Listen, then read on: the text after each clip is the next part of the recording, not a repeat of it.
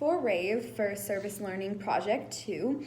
I didn't go into RAVE and administer a test. I observed a Sunday snack time, which was really cool to see how much the kids enjoyed that. And then for the assessment part of this project, I gave the CAP, the clinical assessment of articulation and phonology, the norm referenced CAP, to my 6-year, 1-month-old nephew.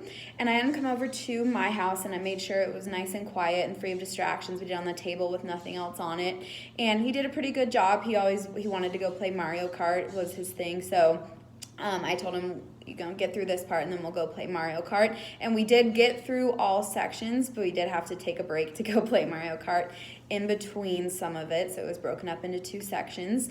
For the Rosewood part, I did a case history, a life case history for my fiance's grandma, and then she had a TBI, a traumatic brain injury a few years ago, so she was perfect to do a cognitive linguistic evaluation, a criterion reference test on. And then I went over to her house to do that, and we did it, and it was nice and quiet, free of distractions, and we got through it all. It took about an hour to get through it, but we did get through it all.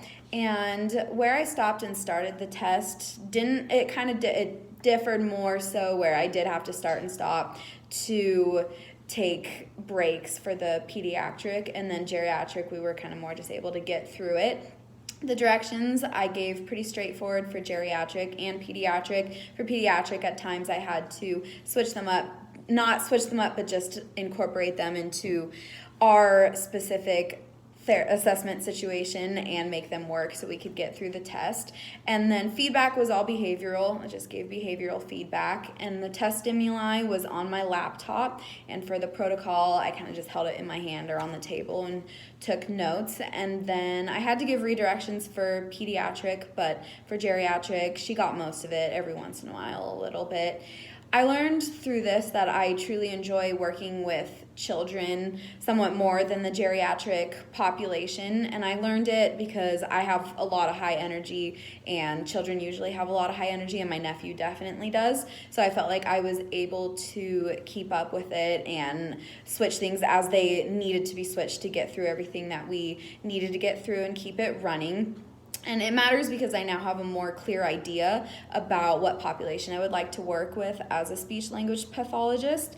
And in light of learning this, I will set my path to work with children, probably in a school situation. I think that'd be really cool, and that in grad school and through the rest of my learning, I'll learn everything but set my course towards that.